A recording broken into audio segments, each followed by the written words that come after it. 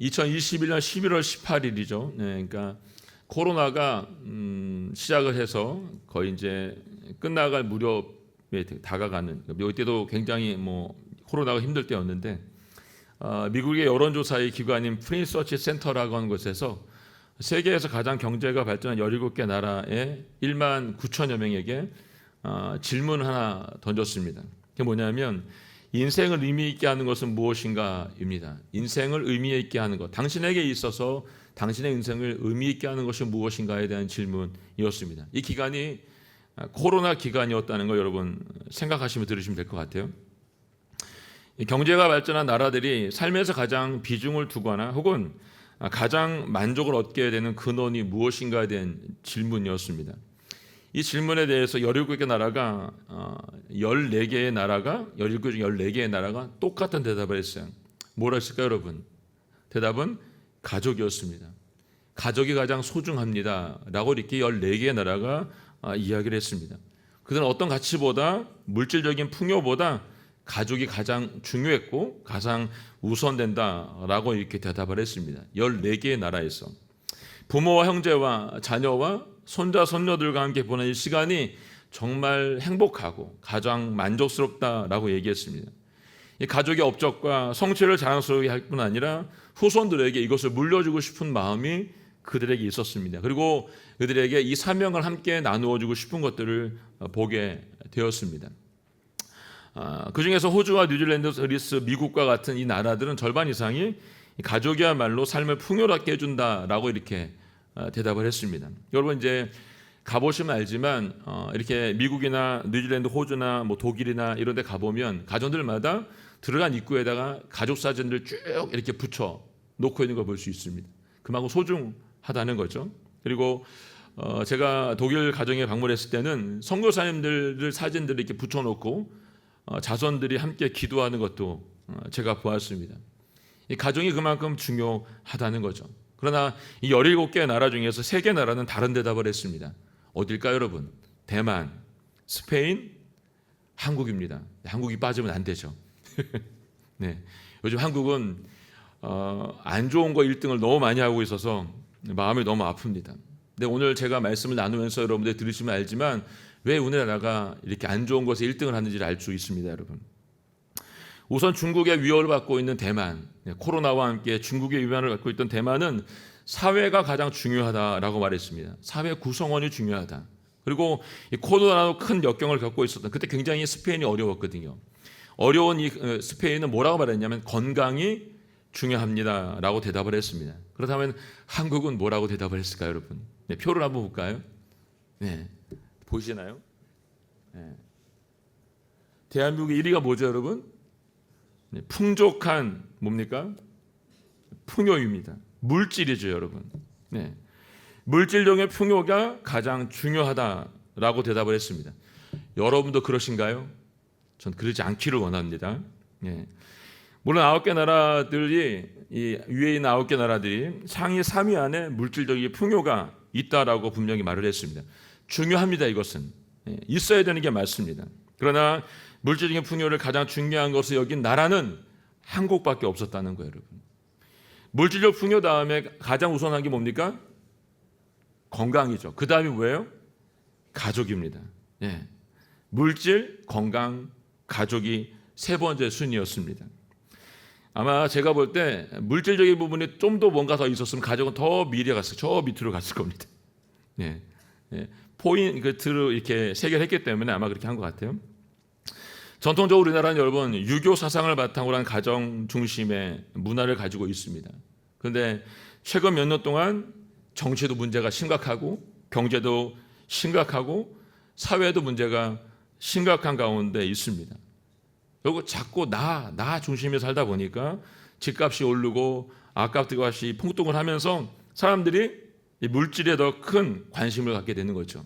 그리고 별 노력하지 않고 아파트 하나 잘 사고 땅 하나 잘 사면 노력 없이 그냥 재산이 급증하는 걸 보면서 사람들의 마음이 조급해지기 시작하죠.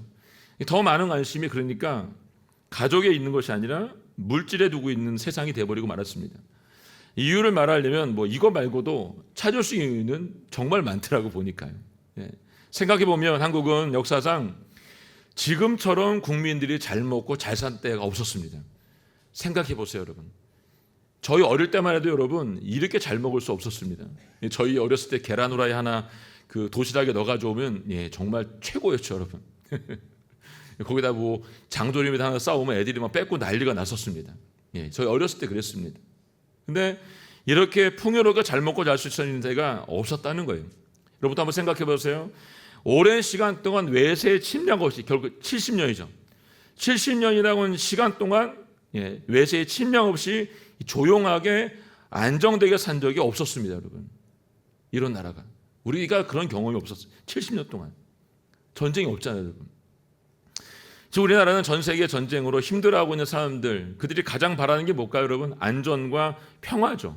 근데 우리는 지금 그 안전과 평화를 마음껏 누리고 있습니다. 그런데도 우리 자신을 보면 다오다오 한다 그러죠. 다오다오. 그런데도 주변 사람들과 자신들을 경제적으로 비교하고 그것 때문에 스트레스 받죠. 심지어는 부러워하면서 마음은 조급해지고 심지어 화도 냅니다. 이 화를 참지 못해요. 이런 현상이 여러분 어른들에게 있으니까 다음 세대 아이들까지 이어지는 거예요. 우리 청년들은 어떻습니까? 결혼을 늦추려고 합니다. 왜 늦추려고 해요, 여러분? 집이 없어서요. 제가 같이 살면은 이게 경제적으로 어려움이 있으니까요. 물어보면 이래요. 결혼하고 싶지만 결혼할 수 있는 조건이 안 된다고 말합니다. 아이를 가지라고 하면 왜 아이를 꼭 가져야 됩니까? 라고들 얘기합니다. 아이 없이 우리 둘만 행복하게 살면 안 됩니까? 라고 말하고 있는 거예요. 그래서 출생률도 꼴등, 이혼도 1등, 자살률 1등, 다 1등을 하고 있어요, 여러분 지금요. 결혼은 결국 했지만 또 어떤 현상이 나타나고 있냐면 집을 사야 되는 문제가 있기 때문에 혼인신고를 미루고 있는 거죠. 이 사회적인 구조가 잘못되어 있는 거예요, 여러분. 그러니까 이 정치인들이 지금 하고 있는 이 일들을 여러분 보면서 그냥 따라갈 게 아니라 아닌 건 아니라고 말을 해야 되는 게 맞아요, 여러분. 우리 아이들에게 여러분 그냥 나라에서 주는 뭐 얼마의 돈을 받아라 25만 원 뭐 이렇게 말하는 돈들이 있잖아요. 저는 그걸 왜 받나 모르겠어요. 아이들에게 물고기 잡을 수 있는 방법을 가르쳐 줘야지. 자, 물고기 줄 테니까 먹어라. 이렇게 던져주고 있는 게 얼마나 많이 있습니까? 여러분 공약으로 이런 거 낸 사람들 여러분 믿지 마세요. 결국 여러분들의 세금, 우리가 내고 있는 세금, 결국 그것이 쌓이고 쌓여서 누구에게 가냐면 그 아이들이 다 갚아야 되는 거예요, 여러분. 우리나라 국가 부채가 얼마나 많이 들고 있습니까, 지금. 생각을 하세요, 생각을. 결혼했지만 집을 사야 되기 때문에 혼인신고를 안 한대요. 전 이 얘기를 제가 5년 전에 들었거든요. 정말 충격적이었는데. 이런 신혼부부들이 점점 늘어나고 있는 상황인 거예요. 집이 뭐라고 여러분. 이런 현상이 가족 사이에도 부모님의 재산 상속에 둘러싸서 어떻게 합니까? 재산 상속 때문에 불화가 일어나고 여러분.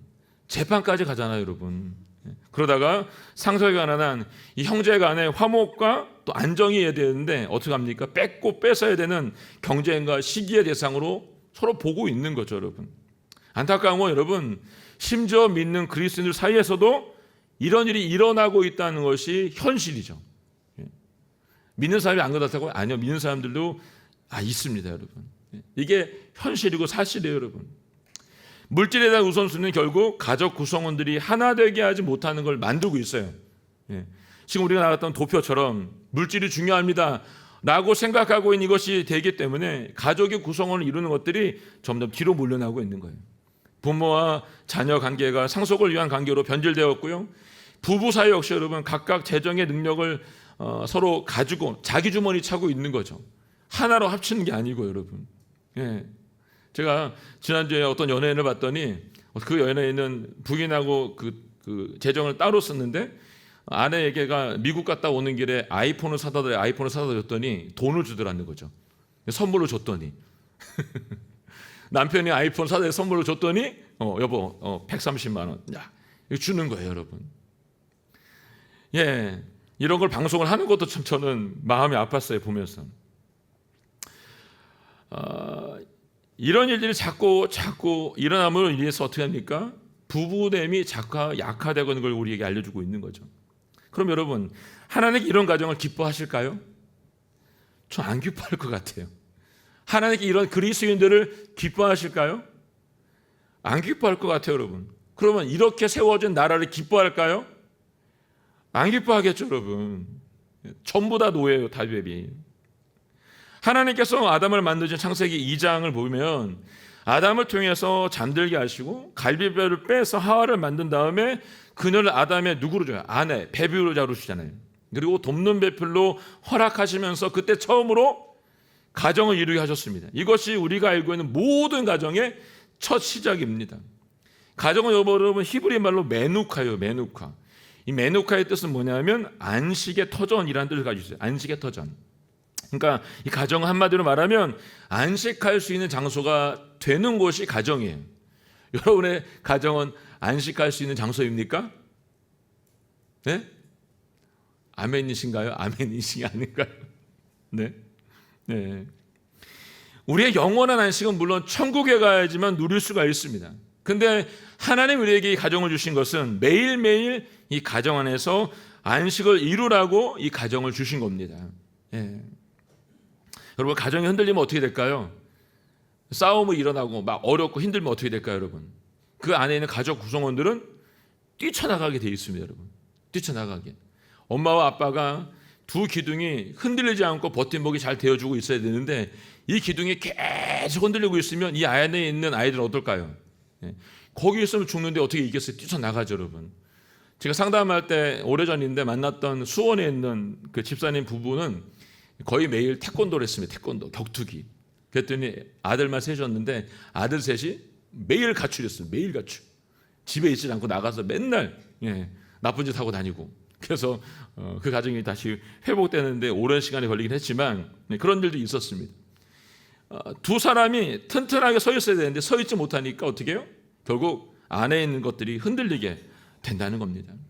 그러면 시작은 아담과 하와를 통해서, 그리고 분명히 남자와 여자라고 하는 분명한 성별을 통해서 가정을 시작하셨어요, 여러분. 남자와 여자. 같은 성이 아니라 다른 성이 하나가 되는 것이 가정입니다, 여러분. 그리고 이 가정에서 자녀를 낳고 또 자녀를 낳고 자녀를 낳아서 여러분 사회를 이루고 세상을 만든 거예요, 여러분. 우리가 살고 있는 세상, 지금 살고 있는 복잡한 사회의 구성은 결국 가정이 시작이라는 것을 잊어서는 안 된다는 겁니다. 그래서 여러분과 저의 가정이 중요한 거예요, 여러분. 가정이 무너지는 순간 교회도 무너지게 되고 여러분 세상도 무너지게 되어 있습니다. 마치 도미노와 같이 하나가 무너지면 자연스럽게 계속해서 무너지는 것처럼 여러분 순차적으로 가정이 무너지면 교회도 무너지고 나라도 무너지고 세상도 무너질 수밖에 없습니다. 그래서 우리 그리스도인들은 사탄의 가정을 부수기 위해서 얼마나 많은 공격을 하고 있는지를 보아야 되는 거예요, 여러분. 이걸 봐야 돼요. 봐야 돼요. 제가 그래서 독일에서 왔을 때 강남에 제가 양재 성전 공동체 섬길 때 다니면서 제가 제일 먼저 눈에 떴던 게 뭐랬죠, 여러분? 네, 이혼 변호사. 정말 많이 생겼더라고요. 제가 9년 만에 와서 봤더니. 예. 그래서 사실 이 법조계에 있는 우리 교회 다니시는 집사님들 보면 이것 때문에 굉장히 힘들어하세요. 예. 이혼하겠다고 오시는 분들은 이혼을 시켜야 되는데 어려워하는 거죠. 그래서 몇 번의 이런 조정을 할 수 있도록 계속 말씀하신다는 얘기를 들으면서 그래도 우리 집사님들이 정말 노력을 많이 하시는구나 이런 생각을 했던 기억이 제가 있습니다, 여러분. 여러분, 가정은 반드시 지켜야 되는 겁니다. 그 사명을 여러분과 저에게 주었다는 걸 결코 잊지 마시기 바랍니다. 오늘 저희가 읽은 시편 128편은 솔로몬이 쓴 127편과 함께 가정에 대한 내용을 담고 있는 대표적인 본문 중에 하나입니다. 특별히 오늘 본문의 시편 128편은 하나님의 세우신 가정이 얼마나 아름다운지 우리에게 보여주고 있습니다. 자, 먼저 한번 1절 말씀 읽어볼까요? 1절 말씀 시작. 여호와를 경외하는 사람은 누구나 그분의 길로 행하는 사람은 누구나 복이 있다. 아멘. 개역개정에 이렇게 써 있습니다. 여호와를 경외하며 그의 길을 걷는 자마다 복이 있다. 현대인 성경은 여호와를 두려운 마음으로 섬기며 그의 명령대로 사는 자는 복이 있다. 아멘. 네. 하나님께서 이 세우신 가정의 아름다움은 여호와를 경외하고 그분의 길로 행하는 사람에게 복이 있다라고 말씀해주고 있습니다. 여기 여호와를 경외한다는 것은 그분을 두려워하는 것이다 라고 현대인 성경은 얘기하고 있는데, 여기 두려워한다라고 하는 거 우리가 흔히 생각하고는 그런 무서움, 공포를 말하는 게 아니고, 여러분, 여기서 하나님 여호와를 두려워한다라고 말하는 것은 그분의 존귀함과 그분의 위엄과 그분의 전능하심 때문에, 그 앞에 있기 때문에 내가 두렵다라고 말하는 것입니다. 다시 말해서 하나님께서 내 주인이십니다. 내 왕이십니다. 나는 그분의 종입니다 라고 하는 것을 인정하는 것을 말합니다. 이 말씀에 하나님을 존경하기 때문에 그분을 가까이 하고 싶다고 하는 의미가 우리 안에 내포되어 있는 것이죠. 하나님께서 온 우주 만물을 창조하시고 모든 감동을 가지고 있는 분이기 때문에 두려운 거예요. 그분이 나를 끝까지 사랑해 주겠다고 성경이 말씀하고 있기 때문에 내가 가까이 가고 싶은 거죠. 그분이 내 생명과 내 삶의 주인이시기 때문에 그렇습니다. 솔로몬이 여러분 쓴 시편 121편 7편 1편에 보게 되면 이렇게 써 있습니다. 한번 읽어볼까요? 시작. 여호와께서 집을 짓지 않으시면 건축자들은 헛수고하는 것이다. 여호와께 성을 지키시지 않으시면 파수꾼이 지키고 있는 것이 헛일이다. 아멘. 예. 왜 솔로몬이 이렇게 말을 했을까요, 여러분? 아니죠, 여러분. 솔로몬이 왜 이렇게 말을 할 수밖에 없었을까요, 여러분? 왜 이렇게 말할 수밖에 없었을까요? 솔로몬의 논문에 쓴 전도서를 보면 알 수 있습니다. 전도서 1장 2절로 3절 말씀 함께 읽어볼까요? 시작. 전도자가 말합니다. 허무하다, 허무하다, 정말 허무하다. 모든 것이 허무하다. 사람이 해 아래서 열심히 일해서 얻는 것이 무슨 소용이 있는가? 아멘. 네. 솔로몬은 여러분 세상에 가진 지혜, 부와 명예를 가지고 있는 사람이라고 말을 했습니다. 이런 삶을 다시 찾을 수 없을 것이라고 말했습니다. 그는 노년에 비로소 자신의 삶을 통해서 깨달은 게 있습니다. 그게 뭐냐면 하나님과 함께하지 않는 모든 것이 허무하고 정말 허무하고 허무하다라고 말을 했다는 것입니다. 하나님 안에 있을 때만 그가 자유로울 수 있었고, 하나님 안에 있을 때만 평화로울 수 있었고, 하나님 안에 있을 때만 그가 기뻐할 수 있었다는 이야기입니다. 그러므로 하나님을 경외하는 사람은 하나님을 두려워하면서도 자신의 인생의 주인이 누구인지 알고 있기 때문에 그분의 말씀대로 순종하면서 사는 사람들을 말하고 있습니다. 이런 사람은 하나님과 관계를 더욱더 친밀하게 하기 위해서 노력을 하고 힘을 쓰게 되어 있습니다. 날마다 하나님 말씀을 묵상하고 늘 기도하면서 하나님과 가까워지기를 노력하는 것을 말하고 있습니다. 그래서 하나님을 경외하는 사람은 올바른 삶을 살게 되어 있습니다. 하나님을 두려워하기 때문에 겸손하고, 하나님을 두려워하기 때문에 정직하고 의로운 삶을 살 수밖에 없습니다. 하나님을 두려워하고 있기 때문에 죄와 타협하지 않고 죄에 물들지 않을 수 있는 것입니다. 그런 하나님을 두려워하지 않는 사람은 자기 멋대로, 자기 생각대로, 자기 중심대로 사는 사람들을 말합니다. 이런 사람은 자기가 기준이기 때문에 본인의 기준이 중요한 삶을 살 수밖에 없습니다. 그런 자들은 교만하고 불의하고 부정직한 삶을 살게 됩니다. 왜냐하면 그들에게 두려운 사람은 없기 때문에 그렇습니다. 그래서 자기 멋대로 사는 거죠. 결과는 어떻게 됩니까? 결국 망하는 길로 갈 수밖에 없습니다.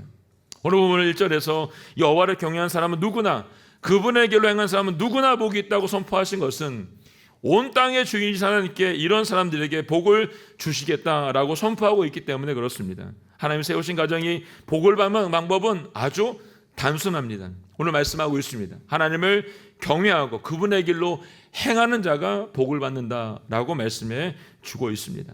자, 2절 말씀 볼까요? 2절 시작. 네가 네 손으로 수고한 것을 먹을 것이요 네가 행복해지고 잘 되리라. 아멘. 네. 하나님을 경외하는 사람은 이 받은 복은 네가 내 손으로 수고한 것을 먹는 복이다라고 말합니다. 예. 내가 내 손으로 수고한 것을 먹는 것이 당연한 것 같은데 여러분, 아무리 열심히 씨앗을 심고 열매를 맺는 수고를 했어도 하나님께서 마지막까지 지켜주지 않으시면 먹을 수가 없는 거예요. 예. 우리가 여러분 농사를 지어보면 알잖아요, 여러분. 예. 제가 가을에 배추 농사하고 무농사 지을 때 물을 못 줘가지고 막 고민을 엄청 하고 있을 때 막 비가 엄청 많이 왔는데, 예. 저는 물을 안 줘가지고 저희 배추는 살고 주변에 있는 배추들은 물을 주다가 너무 많이 비가 와서 다 죽었죠. 그래서 제가 하던 텃밭을 가봤더니 저희 집 것만 무하고 배추만 퍼놓고 나머지는 이렇게 병 들어있는 걸 그때 보면서 하나님이 정말 먹이지 않으면 살 수가 없구나. 내가 아무리 땀을 흘리고 씨앗을 빚고 열매를 맺어 수고해도 하나님이 지켜주시지 않으면 내가 거두어서 먹을 수가 없구나 하는 자신을 다시 한번 해봤습니다. 여러분, 본문에서 여러분 행복하고 잘 된다라고 말씀한 건 뭐냐면 형통함에 대한 말씀한 거예요. 형통함은 여러분 잘 되고 번영하고 평탄함을 뜻한다고 했어요. 결국 하나님이 형통함도 주셔야 내게 되는 거예요, 여러분. 그 형통함을 여러분과 저에게 주어야 그것이 내게 돼요, 여러분. 우리는 아담의 죄가 있기 전에 이 형통함의 축복을 누릴 수 있는 사람이었습니다. 이 죄가 있기 전에 이 형통함을 여러분과 제가 누릴 수 있었어요. 어떻게 할 수 있냐면 창세기 2장 15절 보할 수 있습니다. 2장 15절 말씀 시작. 여호와 하나님께서 그 사람을 데려다가 에덴 동산에 두셔서 동산을 일구고 지키게 하셨습니다. 이게 죄짓기 전입니다. 하나님께서 여호와께서 그 사람 아담이죠. 아담을 데려다가 에덴 동산 울타리 안에 두셔서 동산을 일구고 지키게 하셨다라고 말합니다. 여기 일구에 해당하는 히브리 말이 아바드인데 경작하다, 일하다, 봉상하다는 단순 부정사를 쓰고 있습니다. 그러니까 아담이 평생 해야 되는 일이 땅을 중심으로 한 노동이었음을 우리에게 알려주고 있어요. 근데 여기서 노동의 이 본래의 목적이 생계를 유지하는 것이 아니고 자연과 이 세계를 관리하라라고 하신 하나님의 뜻이 거기에 숨겨져 있는 거예요. 그러나 아담의 죄로 인해서 이 형통함의 복이 멈추게 되고 관리가 아닌 땀을 흘려야지만 노동을 해야지만 먹을 수 있게 됐다는 거예요, 여러분. 그게 창세기 3장 10절 19절에 나와 있는 말씀이죠. 읽어볼까요? 시작. 아담에게 하나님께서 말씀하셨습니다. 네가 네 아내의 말을 듣고 내가 네게 명령해 먹지 말라고 말한 나무 열매를 먹었으니 너 때문에 땅의 저주를 받을 것이다. 내가 일평생 수고해야 땅에서 나는 것을 먹을 것이다. 땅은 내게 가시덤불과 엉겅퀴를 내고 너는 밭의 식물을 먹을 것이다. 내가 흙에서 취해졌으니 흙으로 돌아갈 때까지 내 얼굴에 땀이 흘려야 내가 음식을 먹을 것이다. 너는 흙이니 흙으로 돌아갈 것이다. 아멘. 아담의 죄로 인해 인간은 평생 수고하고 땀을 흘리고 노동을 해야만 먹을 수 있게 되었습니다. 근데 땀을 흘리고 노동을 한다고 해도 노동을 한 만큼의 결실을 다 얻는 것은 또 아니라는 것을 우리는 알 수 있습니다. 오늘 본문은 뭐라고 말씀하십니까? 네가 내 스스로 수고한 것을 먹을 것이다. 내가 행복해지고 잘 될 것이다 라고 말씀하시므로 하나님을 경외하는 사람에게 하나님의 은혜로운 땅에서 아름다운 결실과 함께 노동의 아름다운 열매를 맺게 될 것이다 라고 지금 주님께서 친히 약속해서 말씀해주고 있는 겁니다. 오늘 이 축복이, 이 약속이 우리 모두에게도 동일하게 이루어지기를 원합니다. 자, 3절 말씀 보기 3절 말씀 시작. 내 아내는 내 집안 곳곳에서 열매 맺는 포도나무 같겠고 내 자식들은 올리브 나무처럼 내 식탁 주위에 둘러 앉으리라. 아멘. 3절은 여러분 한번 잘 보세요. 한 가정이 여러분 식탁에서 이루어지고 있는 아름다움을 묘사해주고 있는 그림처럼 표현되고 있습니다. 먼저 여러분 아내를 집안 곳곳에서 열매 맺는 포도나무라고 비유했어요. 포도나무는 하나님의 풍성한 축복의 결실이고 번영과 화목을 상징해주고 있습니다.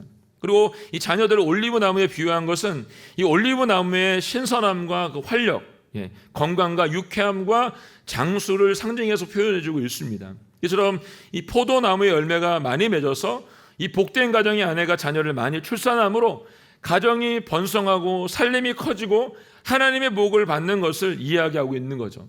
여호와를 경외하는 자의 가정에는 많은 자녀들이 상에 둘러앉아서 건강한 모습으로 음식을 먹고 기쁨으로 이야기의 꽃을 피우는 화목하고 아름다운 가정이 된다는 것을 알려주고 있는 겁니다. 저는 2절과 3절 말씀을 묵상하면서 떠오른 찬송가가 있어요. 새 찬송가 599장인데 사찰의 봄바람 불어있고입니다. 이 가사의 1절이 이래요. 사찰의 봄바람 불어있고 하나님 아버지 모셨으니 믿음의 반석도 든든하다. 우리 집 즐거운 동산이라. 2절은 어버이 우리를 고이시고 동기들 사랑에 뭉쳐있고 기쁨과 서름도 같이하니 한간의 조가도 천국이라고 말합니다. 3절은 아침과 저녁에 수고하여 다같이 일하는 온 식구가 한 상에 둘러서 먹고 마셔. 여기가 우리의 낙원이라. 고마워라 임마누엘 예수만 섬기는 우리 집. 고마워라 임마누엘 복되고 즐거운 하루하루라고 찬송을 만들었습니다. 예. 하나님이 세우신 가정은 하나님 아버지를 모신 가정을 말합니다. 그리고 그들이 한간의 초에 살지라도 가정과 함께 기뻐하고 웃고 즐기며 슬플 때 서름을 나눌 수 있는 가정이라고 한다면 하나님이 세우신 가정이라는 겁니다. 그리고 아침과 저녁에 수고하고 땀을 흘리고 다 같이 한 상에 둘러앉아서 먹고 마시는 그 가정이 오늘 천국이라고 얘기해주고 있습니다. 이렇게 하나님이 세우신 가정이 저와 여러분의 가정이 될 수 있기를 주님의 이름으로 축원합니다. 우리의 어렸을 때 가정은 상을 둘러놓고 가족이 함께 모여서 적은 것이었지만 함께 나누어 먹었습니다. 요즘 어떻습니까? 아무리 멋진 식탁을 차려놓고 많은 음식을 차려도 여러분 같이 앉아서 밥 먹는 것이 힘들어진 사회가 되어버렸습니다. 잘 생각해 보세요. 우리가 어떻게 가정을 지켜야 됐는지를. 4절과 6절 말씀 읽게 4절 6절 말씀 읽겠습니다. 시작. 여호와를 경외하는 사람은 이런 복을 받으리라. 여호와께서 시온에서 내게 복 주시리라. 너는 평생토록 예루살렘이 잘 되는 것을 보리라. 네 자식의 자식들을 보기까지 하리라. 이스라엘의 평화가 있기를. 아멘. 아름다운 가정의 모습을 보게 하신 후에 다시 한번 복을 빌어주세요. 그 복을 보여주시면 산가지사들 그들에게 깨닫게 하고 있습니다. 그것은 그 모든 복이 누구로부터? 하나님께로부터 왔다는 사실입니다. 즉 이 시온은 하나님의 성전이 있는 곳으로 그곳에서 복이 온다는 사실을 알림으로 결국 우리가 받는 모든 축복이 하나님으로부터 오고 있다는 것을 우리의 마음속에 심어주고 있습니다. 그리고 여호와를 경외한 사람은 장수의 복을 받게 하셔서 그의 평생서록 예루살렘이 잘 되는 것을 보게 하겠다고 말씀하십니다. 이 말이 뭐냐면 신앙의 중심지이고 국가의 중심지이고 사회와 정치의 중심지인 예루살렘이 적의 침략으로부터 건재할 뿐만 아니라 온 나라가 안전한 것을 내 평생 보게 해주겠다라고 한 약속입니다. 성도 여러분, 우리나라가 지금 상황을 보면 이 복이 너무나도 아주 절실하게 필요한 것을 볼 수가 있습니다. 그렇다면 어떻게 하면 이 어려움을 우리 모두가 극복할 수 있을까요? 어떻게 하면 이 나라의 평화와 안정을 다시 한번 되찾게 할 수 있을까요? 답은 오늘 본문에서 찾을 수 있잖아요. 여호와를 경외하면 됩니다. 경외하면. 먼저 개인, 나 자신이 여호와를 경외함으로 엎드리고 우리의 가정이 여호와를 경외함으로 회개하고 엎드리고 국가가, 나라가, 교회가 여호와를 경외함으로 제자리로 돌아오면 됩니다. 그럴 때 하나님께서 주시는 복이 임하는 거죠. 내 자식의 자식을 보기까지 하리라. 이스라엘의 평화가 있기를. 예루살렘에서 평생도록 복을 누리고 내 손자 손녀를 보기까지 네가 복을 누리게 될 것이다 라고 말씀하고 있습니다. 여러분, 오늘 본문이 하나님의 세우신 가정을 다시 세울 수 있는 방법을 우리에게 잘 알려주고 있습니다. 경제를 살리고 사회를 살리고 이 나라를 살리기 위해서 가장 중요한 것은 지금 무너져 있는 우리의 가정을 다시 일으키는 겁니다. 다시 살리는 것입니다. 지금 우리가 가정이 무너졌기 때문에 심신의 안정을 찾지 못해 우울증에 걸려 사는 사람들이 굉장히 많이 늘어나고 있습니다. 약을 먹는 사람들이 점점 늘어나고 있습니다.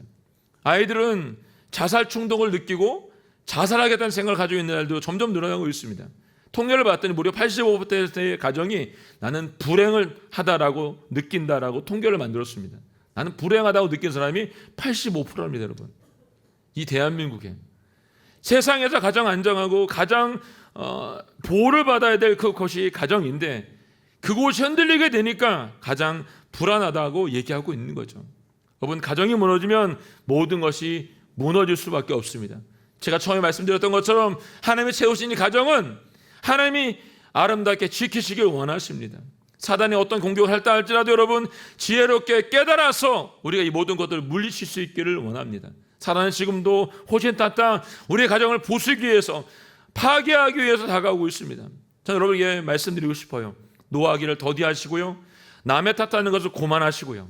서로가 사랑하고 존중하고 존경할 수 있기를 바랍니다. 그리고 여호와를 경외하는 일을 가장 첫 번째 우선순위에 둘 수 있고 이를 간절히 소원합니다.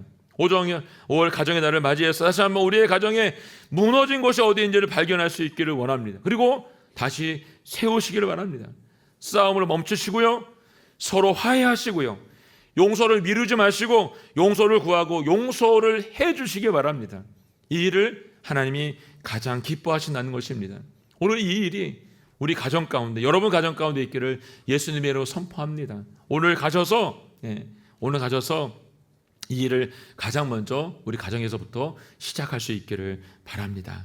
아멘. 그러니까 찬양하고 기도하겠습니다. 예. 아까 보았던 사찰의 봄바람 불어있고 이 찬양 함께하고 주님 함께 기도하겠습니다. 이런 가정이 되기를 원합니다.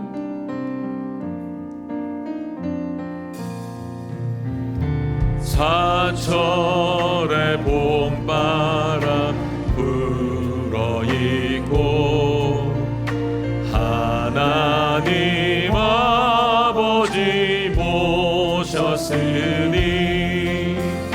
믿음의 반석도 든든한 우리 집 즐거운 동산이 고마워라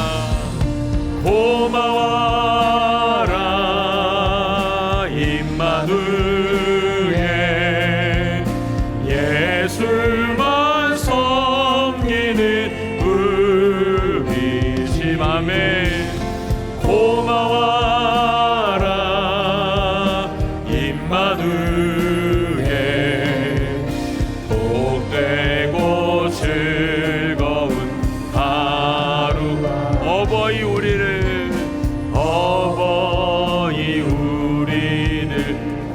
동기들 사랑에 뭉쳐있고 동기들 사랑에 기쁨과 서름도 같이 하니 기쁨과 한간의 초가도 천국이 됩니다. 아멘. 한간의 초가도 천국이 아멘. 고마워라 임마누엘 예수만 섬기는 우리 집 고마워라 임마누엘 복되고 즐거운 아침과 저녁에 수고하여 아침과 저녁에 다같이 일하는 온 식구가 다같이 한 상에 둘러 먹고 마십니다. 아멘. 한 상에 둘러 여기가 우리의 천국이고 낙원입니다. 여기가 우리의 낙원이 아멘. 고마워라 임마누엘 예수만 섬기는 우리 집 고마워라 임마누엘 복되고 즐거운 고마워라 임마누엘 고마워라 임마누엘 예수만 섬기는 우리 집 아멘. 고마워라 임마누엘 복되고 즐거운 하루하루. 하나님 아버지 오늘 이 찬송의 가사처럼 되기를 원합니다. 하나님을 모시고 하나님과 함께하며 아버지가 주인 되신 가정이 되기를 원합니다. 우리에게 말씀하신 대로 땀을 흘려 수고하고 한 성의 가족이 모여 먹고 마시는 그 자리가 이 땅에서의 천국이 되기를 원합니다. 하나님 아버지 우리의 가정이 무엇을 잃어버렸습니까? 아버지 한 상에 둘러 먹는 것이 힘들어진 세상 가운데 있습니다. 아버지 하나님 우리가 먼저 잃어버린 것들을 회복할 수 있도록 도와주시고 오늘 주님 말씀하신 대로 여호와를 경외하는 삶을 살아내게 하여 주시옵소서. 주님이 세우신 이 가정이 아름답게 하나님께 쓰임 받을 수 있도록 저희를 사용하시고 인도하여 주시옵소서. 무너져 있는 곳을 다시 한번 일으켜 주시고 주님 앞에 온전히 헌신하며 나아갈 수 있도록 저희의 삶 과정을 주님께 올려드리오니 하나님 받으시고 사용하여 주시옵소서. 함께 고백하며 기도하며 나아가겠습니다. 주여, 하나님 아버지, 하나님 아버지, 주님이 세우신 가정입니다. 주님이 복 주신 가정입니다. 주님께서 함께 하시는 가정입니다. 아버지 하나님, 우리가 우리의 삶 가운데 영원한 주인 되신 주님만을 바라보며 나아가게 하시옵고 여호와를 경외하며 나아갈 수 있도록 아버지 도와주시기를 원합니다. 우리의 집이 하나님 아버지 즐거운 집이 되게 하여 주시옵고 하나님 우리의 기쁨과 나눔을 함께 나눌 형제자매를 아버지 허락하여 주시니 감사합니다. 하나님 아버지 일하고 함께 모여 먹고 마시는 그 즐거움이 우리 가정에 다시 한번 회복될 수 있도록 아버지 도와주시기를 원합니다. 그래서 하나님 아버지 예수님만 섬기는 주님의 가정이 될 수 있도록 아버지 붙잡아 주시고 인도하여 주십시오. 매일매일 즐거움을 고백하는 아버지의 가정이 될 수 있도록 저희 가정을 축복하시고 아버지 인도하여 주시옵소서. 하나님 감사합니다. 여호와만을 섬기는 가정이 되게 하여 주시옵소서. 여호와와 함께하는 가정이 될 수 있도록 아버지 도와주시옵고 하나님 우리의 기쁨과 서름을 나눌 수 있는 그런 공동체와 가정을 주신 주님의 이름을 찬양합니다. 아버지 우리가 일하고 수고한 것에 대한 대가를 아버지 받을 수 있도록 아버지 도와주시고 한 상에 둘러머를 가족이 함께 웃으며 즐거움으로 이 생의 땅을 셀 수 있는 은혜가 우리 모두 가운데 있도록 도와주시기를 원합니다. 우리가 잃어버린 것이 무엇입니까? 하나님 아버지가 되찾아야 될 것이 무엇입니까? 하나님 아버지 이 시간 우리에게 말씀하여 주시고 올해의 가정을 맞이해서 아버지 하나님 우리가 다시 한번 돌이킬 수 있도록 도와주시고 주님 앞에 엎드릴 수 있도록 아버지 도와주시고 여호와만 섬기며 예수만 섬기는 가정이 될 수 있도록 도와주시고 인도하여 주시옵소서. 우리 가운데 행하실 주의 이름을 찬양하며 감사드리며 예수님의 이름으로 기도하였습니다. 아멘.